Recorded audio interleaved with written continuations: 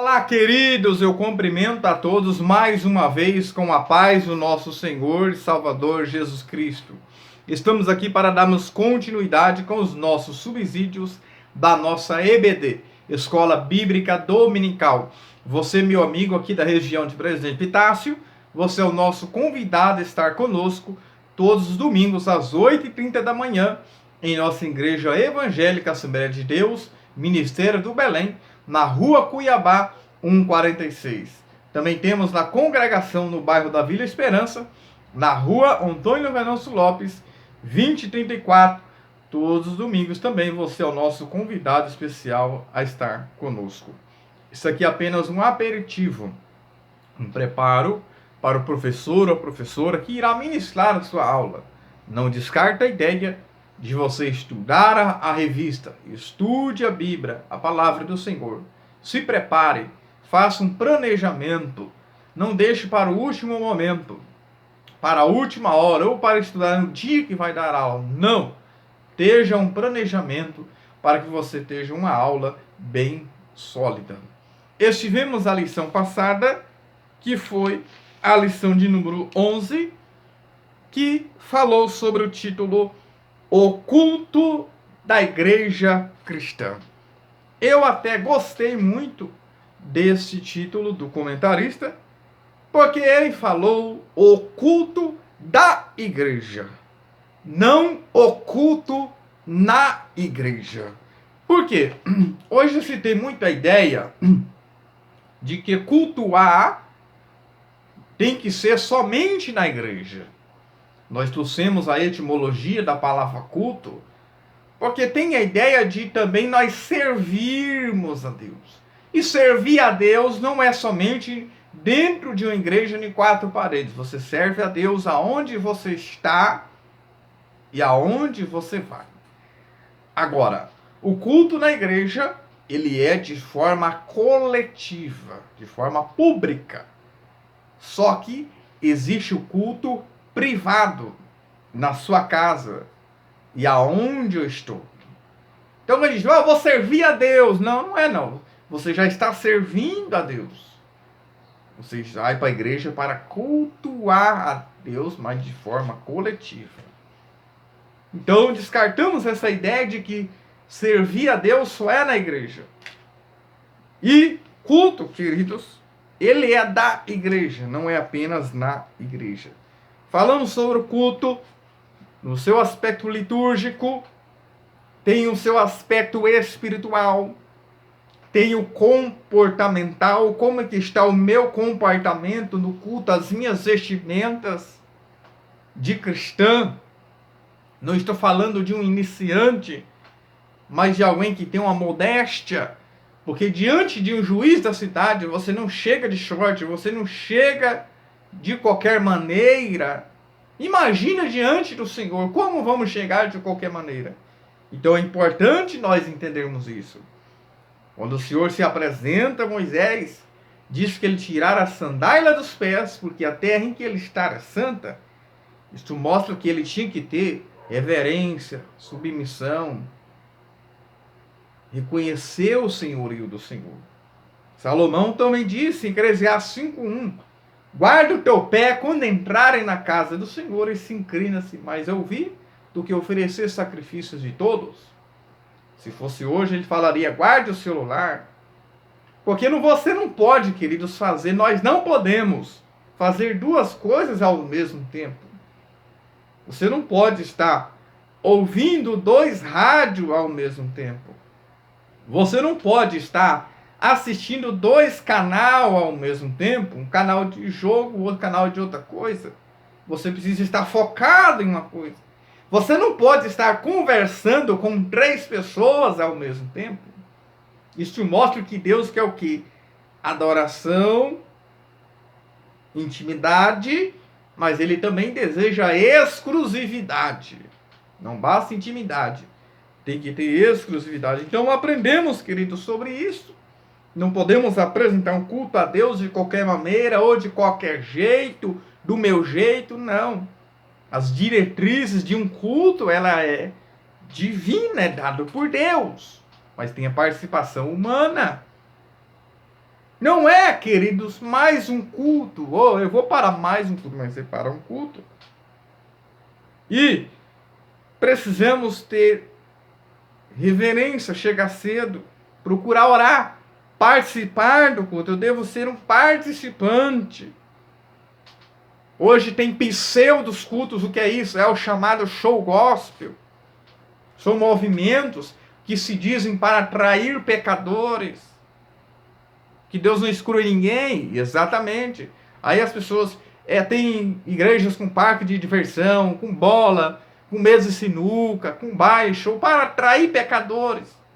E apresentando ali de qualquer forma-se diante do Senhor. Isso não é um verdadeiro culto. Porque o culto é santo, tem que ter reverência. Tem que ter intimidade, tem que ter exclusividade. Né? Hoje se fala muito, o culto foi uma bênção, todo mundo caiu no chão. Queridos, isso não é culto, isso é uma baderna, isso é uma bagunça. Deus vem para levantar o homem. Haja vista, alguém pode cair por estar endemoniado, ou se ele foi arrebatado porque o espírito sai do corpo, ou porque morreu, ou caiu de fraqueza. Haja vista, existe esse tipo de cair. Mas certos pseudos de apertar na testa e derrubar a pessoa, isso não é ação do Espírito Santo. Isso é ação do homem. E está no mesmo bolo da questão da meninice. Então, o culto é uma benção, por quê? Quando que um culto é uma bênção? Quando o culto tem, primeiro, oração, quando o culto tem louvor, quando o culto tem palavra, quando o culto tem um testemunho, e quando a igreja é edificada. Por quê? O propósito do culto, ele é tríplice. Qual é o propósito do culto? O propósito do culto é o quê? Primeiro, adorar a Deus. Adorar vem do latim ad orare. É o mesmo que inclinar-se para beijar, intimidade, reverência, respeito diante do Senhor. Então o propósito do culto é tríplice. Primeiro, adorar a Deus. Segundo, edificar a igreja. A igreja deve ser edificada. Qual é o terceiro propósito do culto? Ganhar almas para Deus. Ganhar almas para o Senhor. Então, queridos, vamos tomar cuidado com os pseudo-culto, com falação, levando o sermão, a tampa da ceia vai voar e tantas outras aberrações. Aviãozinho, a unção de toronda, a unção do cachorro, a unção do jumento, a unção não sei do que, é a unção não sei do que. Cuidado com essas aberrações, porque isso não é culto. Também não pode ser engessado nem institucionalizado. Aonde há o Espírito do Senhor, segundo os Coríntios 3, 17. Aí é liberdade. O Espírito Santo nos dá liberdade para nós adorarmos. Mas liberdade não pode ser ter libertinagem. Então, queridos, quando falamos então sobre culto, é isso. E existe um elemento que não pode faltar no culto, que é o que nós vamos falar da nossa lição 12. Porque o apóstolo Paulo, quando ele fala lá em 1 Coríntios, capítulo 14, 26, que foi o texto áureo da nossa lição passada. Que fareis, pois, irmãos? Ponto de interrogação. Quando vos ajuntais, cada um de vós tem, primeiro, salmo, louvor. Segundo, doutrina, instrução, palavra. Tem revelação, os dons carismáticos, que é língua e interpretação. Faça-se tudo para a edificação. Então, quando se fala aqui que tem doutrina, instrução, quer dizer, a palavra.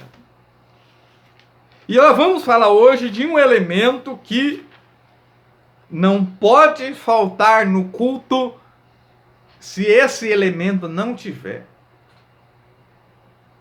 Também não pode ser considerado como culto, ou talvez reúne para outras coisas, menos um culto. Ou reúne para orar, ou fazer uma vigília, outras coisas, mas não é um culto, porque o culto é incompleto se não tiver a palavra. Mas é o que Paulo falou.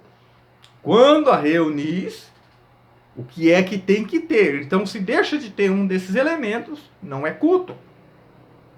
Pede ser um ajuntamento de pessoas, um clube social. É outros nomes, mas não é culto.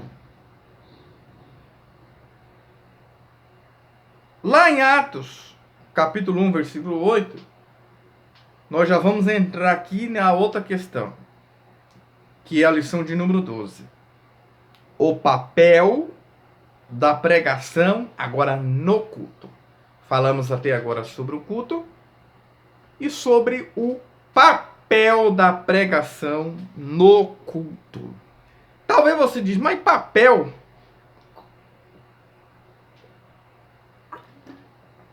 Por que fala papel? Papel é o quê? Não é essa folha que eu estou aqui. Quando fala fulano vai fazer um papel. Quando fala fazer um papel de alguma coisa, quer dizer uma função. Um modo operante. Ou seja, poderia também dizer aqui o título, a função da pregação no culto. Veja que lá em Atos 1:8, Jesus disse que os discípulos deveriam esperar a promessa, o revestimento de poder, aí sim eles poderiam pregar o evangelho. Tanto Jerusalém, Judeia, Samaria, até os confins da terra, eles deveriam ter uma pregação cheia do Espírito Santo, ou seja, revestida de poder. Pastor, eu não sou batizado com o Espírito Santo, então não posso pregar? Claro que você pode pregar, claro que você deve pregar. Lá em Lucas 10, eles foram enviados por Jesus, delegados por Jesus. Fizeram sinais, prodígios. E não eram ainda batizados com o Espírito Santo. Mas Jesus mandou eles pregar. Marcos 16 mandou eles pregar. Eles ainda não eram batizados com o Espírito Santo. Marcos 16:15. Só que Lucas ele fala que eles devem pregar a contento, revestido de poder. Porque Jesus entendia que eles iam enfrentar oposição ferrenha, medonha, como nós encontramos hoje. Você vai lidar com demônios ferozes. Você vai encontrar coisas terríveis. Então você precisa o quê? Desse revestimento de poder. Você precisa dessa capacitação. Não é uma força o Espírito, mas ele dá força. Ele não é uma força como ensina o Testemunho de Jeová, mas ele dá força. Ele capacita você. Ele te reveste com mais autoridade. Uma autoridade para pregar a palavra do Senhor. Quando falamos então sobre pregação, que eles nos lembra lá em Isaías 55:11. A palavra do Senhor não volta vazia. Antes farás o que apraz, na qual ele designou. Ou seja, quando alguém prega em um culto, em qualquer lugar, porque a pregação também não é somente na igreja, em um culto precisa ter a pregação. Só que aí você prega lá no seu trabalho, você prega onde você for. Você prega a palavra do Senhor. Então, a pregação no culto, ela tem um papel, ela tem uma função, ela tem propósito, que na verdade também são 3. Propósito quando se vai cultuar ao Senhor. Primeiro, glorificar a Deus, edificar os crentes e conquistar pecadores para o Senhor. Quando eu vou num culto, eu vou para isso. Eu vou para essa finalidade. Então, quando eu vou num culto, eu preciso entender que eu vou para quê? Eu vou para glorificar a Deus. Glorificar a Deus. E os crentes serão edificados através do quê? Através da palavra. É através da palavra que eu vou ser edificado. E também ganhar almas para o Senhor em um culto. Então não podemos se vangloriar ou se orgulhar. Deus ele usa quem ele quer, da forma que ele quer, na hora que ele quer, no momento que ele quer. Eu não posso achar que eu sou a única bolacha do pacote. Quando eu prego, o povo recebe. ou só querer pregar para multidões. Não. Eu preciso ter humildade, porque é Deus que usa. Por quê? Porque eu sou apenas um canal, a palavra é do Senhor. Eu não posso ter orgulho de dizer, mas eu tenho o dom da exortação, é chicote na igreja. Não, queridos. Porque essa palavra exortar significa encorajar. Sabe o que é isso? É você sentar do lado da pessoa, ver que ela está errada, se levanta, esteja ânimo. É tipo como quase que um papel do Espírito Santo, um paracleto. Estar ao lado, acompanhar aquela pessoa. É isso que é exortação. Não é eu vou deixar o chicote. Não, isso não é. Isso é coisa de quem não tem o que fazer. Isso não é coisa de alguém que é chamado por Deus. Alguém que é chamado por Deus. E alguns querem substituir a pregação, né? Por olha para o seu irmão mais bonito. Isso é o espaço vazio que a pessoa não tem argumento, não tem conteúdo e começa a querer preencher com essas coisas que não tem nada a ver. Isso é manipulação.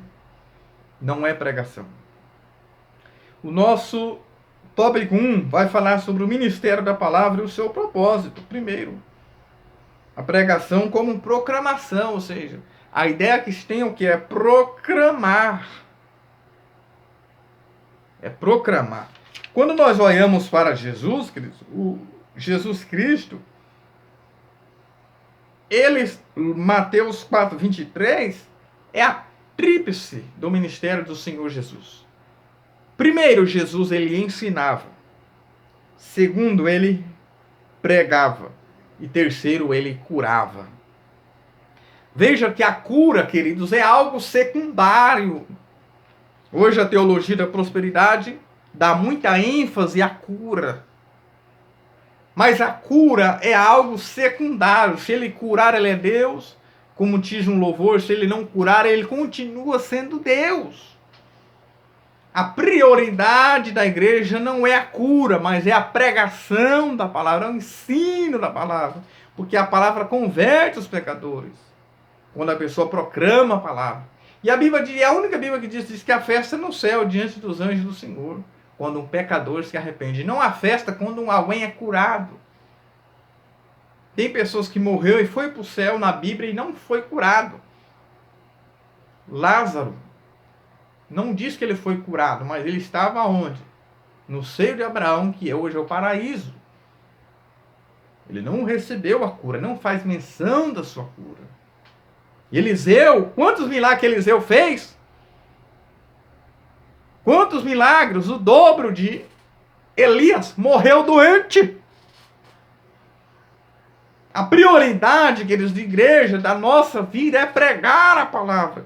Mateus 4:23, veja que Jesus ensinava primeiro, e quando ensina, ele enraiza as pessoas a permanecer. Quando ele prega, ele atrai as pessoas a ele. Quando ele ensina as pessoas a permanecer nele. Quando ele cura, ele traz um bem-estar para as pessoas. Então quer dizer que Jesus não cura. Não, não é isso. Ou que ele não quer, ou que ele não deseja curar, mas que a prioridade, o primário é a pregação da palavra. A cura é secundário. Então, primeiro, como proclamação. Proclamação é o verbo grego kerusso, que é proclamar, ou seja, a palavra ela vem com o propósito de revelar Deus às pessoas. Deus é revelado nas pessoas através da pregação da palavra. Você vai mostrar Deus para as pessoas através da palavra. Segundo, nós temos aí o caso emblemático de Lídia. Lá enquanto Paulo estava pregando ali, veja que ela abriu o Senhor. Veja que foi o Senhor que abriu o coração. Atos 16, versículo 14. Olha só. Atos dos Apóstolos 16, versículo 14.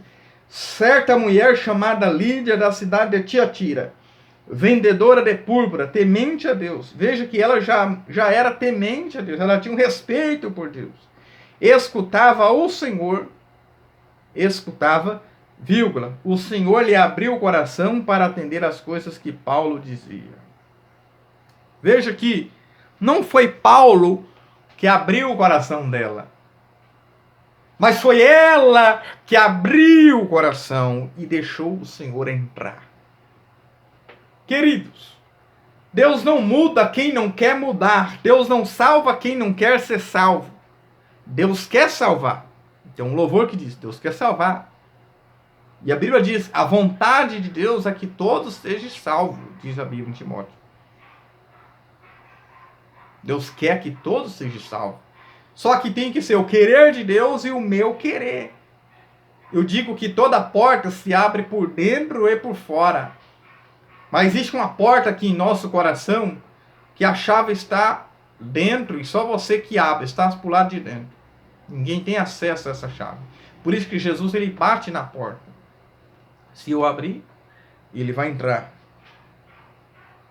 E veja que foi o Senhor que abriu. Paulo não ficou manipulando, como nós temos hoje muitos apelos, que eu já chamo nem de apelo mais, eu já chamo de apelação.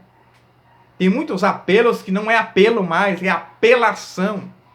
As pessoas ficam insistindo, as pessoas ficam manipulando. Não, senão você vai para o inferno, não, senão você vai morrer, não, senão você... É uma coisa fora de sério, fora do limite. Temos que fazer o apelo sim, mas apelação não. Apelação não. E veja que aqui foi o Senhor que abriu. Paulo aqui não ficou, não, você vai morrer se você não fizer isso. Não, você tem que fazer isso. Não, não, não. Foi o Senhor que abriu o coração enquanto ela ouvia a palavra. Veja que Paulo diz em Romanos 10:17, de sorte que a fé vem pelo ouvir pela palavra. Veja que aqui o papel do pregador da palavra, nós somos um canal de pregar a palavra, o nosso papel é só, anote isso aqui, que isso aqui é importante. O nosso papel é levar a mensagem até as orelhas, até o ouvido. Só que quem leva essa mensagem ao coração é o Espírito Santo, já não é eu, já não é você. A pregação como instrução, ponto 3. Ou seja, ensinar as pessoas vão ouvir a palavra, você vai instruindo, a pessoa vai amadurecendo. Pega uma pessoa nova convertida que ouviu a palavra uma vez. Existem algumas escamas que precisam ser tiradas. As pessoas precisam crescer, precisam amadurecer. E isso vai com o tempo. Pregar é você pescar um peixe, ganhar almas. Ensinar é você tirar as escamas daquele peixe. É importante nós entendermos isso, queridos. Né? É importante nós entendermos isso. E quem vai ensinar, como diz 1 Timóteo 3:2, além de outras características, a pessoa tem que ser apto para ensinar. Você tem que ensinar o conteúdo bíblico. E para você ensinar o conteúdo bíblico, você deve ter conhecimento da palavra. Principalmente quem é obreiro. Tem que ter conhecimento, tem que estar preparado. O tempo de execução pode ser mais curto do que o da preparação. O tempo de preparação, anote isso, o tempo de preparação tem que ser maior do que o tempo de execução. Se você estiver preparado, se você tiver Bíblia, palavra, se você tiver 10 minutos, pregue 10 minutos. Se você tiver 1 hora, pregue 1 hora. Se tiver 1h30, pregue 1h30. Se tiver 5 minutos, se te derem, pregue 5 minutos. Procure entregar no horário, respeito. Não, o segredo não está na extensão, mas é a profundidade. Tem pessoa que prega 5, você quer ouvir 2. Tem pessoa que prega 2, você não quer ouvir 5.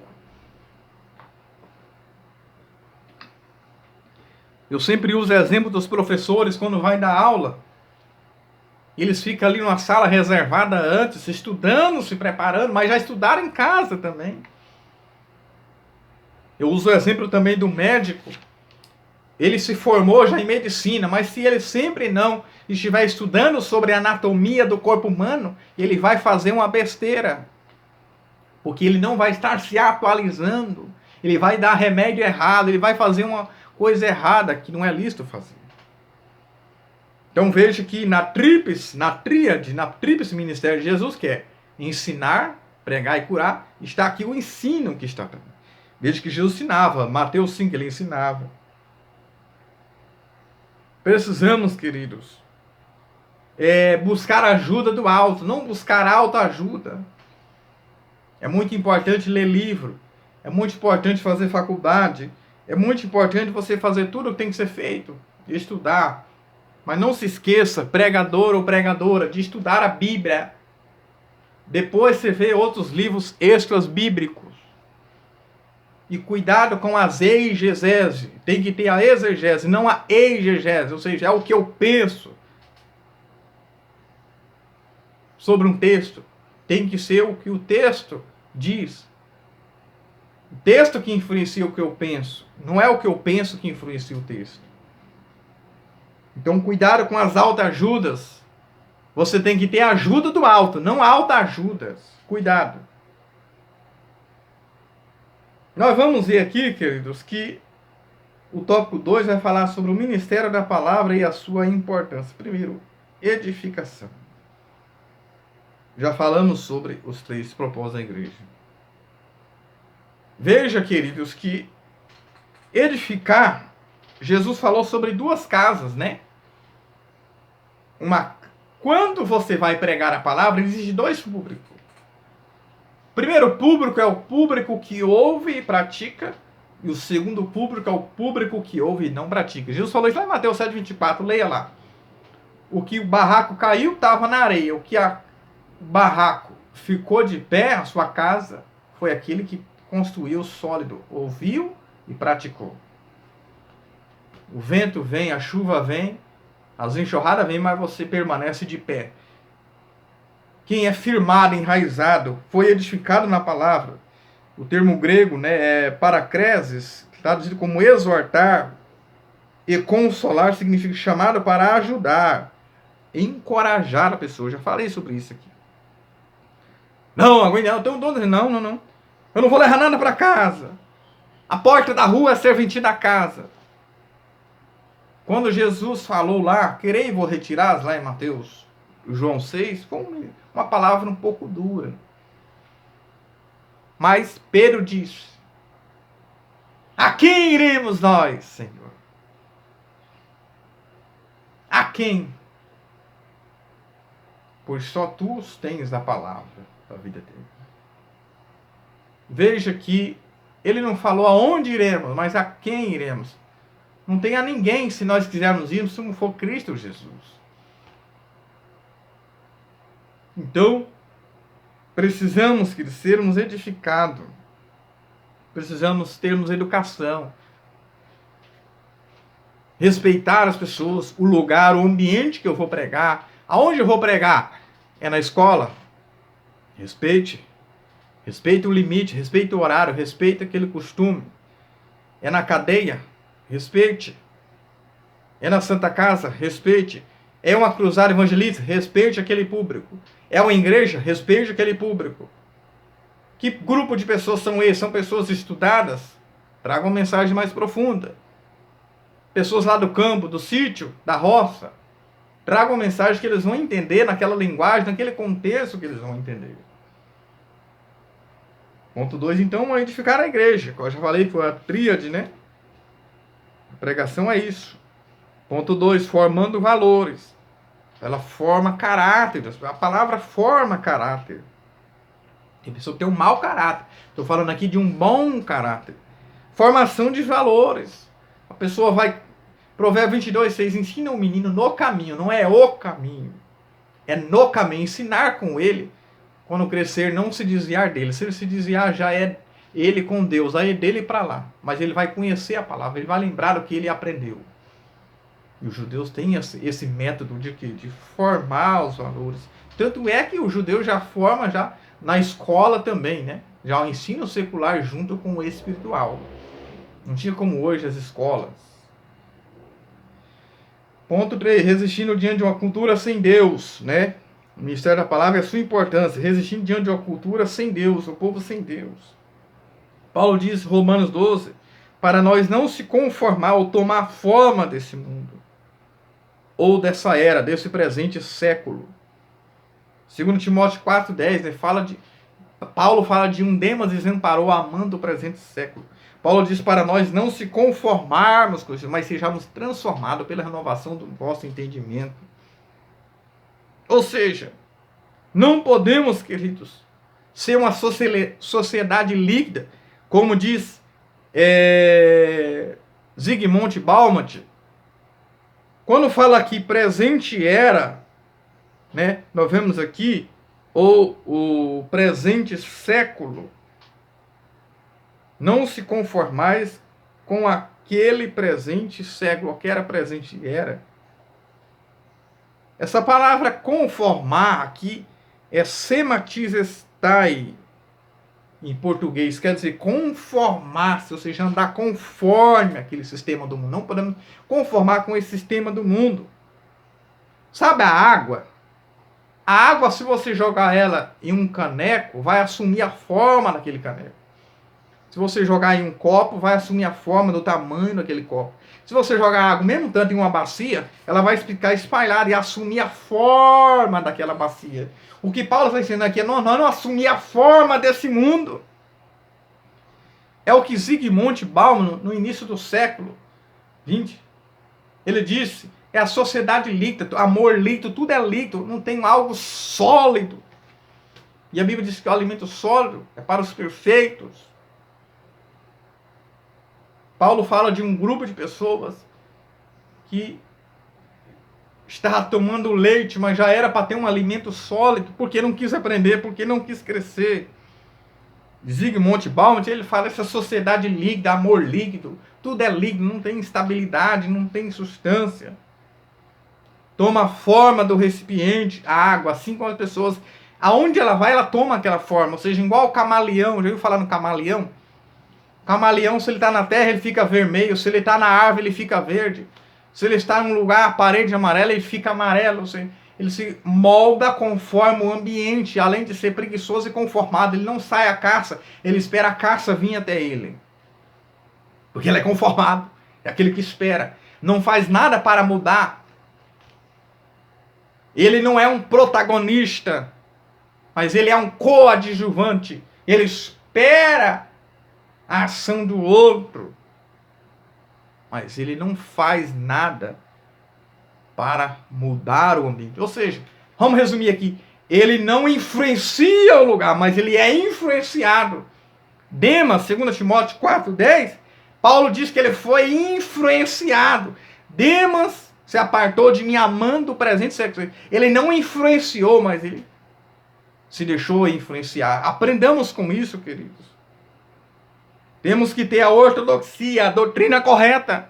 Temos que ter a ortopratia, a prática correta. Temos que ter a ortopatia, o sentimento, a motivação correta. O que é que está te motivando, querido? O que é que está te motivando? Tópico 3, para nós encerrarmos. O ministério da palavra e o seu fundamento. Primeiro, deve ser cristocêntrico. Eu não posso falar de viagem e tantas coisas. Eu tenho que falar de Cristo. A mensagem tem que ser cristocêntrica, não pode ser antropocêntrica, o homem no centro, elogio de homens, elogio excessivos. Eu fiz isso, eu faço, aonde eu vou acontece. Não, é cristocêntrico. Cristo, Atos 8:5. Filipe descendo a Samaria lhe anunciava Cristo. Cristo. Além de ser cristocêntrica, a mensagem deve ser bibliocêntrica. Tem que ser bíblica. Tem que ser pneumatológica também. Tem que ter o Espírito Santo. Atos 8:35. Né? Veja que vai dizer lá em Atos. Veja que começou aonde? Atos 8:35. Filipe começou aonde? Olha só. Filipe, quando pregou para o eunuco, então Filipe explicou, e começando por essa palavra na escritura, anunciou Jesus. Começou em Isaías 53, chegou no 54, quando fala que há um benefício para os eunucos também. Ele está dizendo assim, há um benefício, eunuco, para você também na palavra. Veja que ele começou ali, mas ele não parou ali, ele continuou anunciando, começando nessa escritura, numa porção da escritura. Então a mensagem deve ser cristocêntrica e também deve ser bibliocêntrica.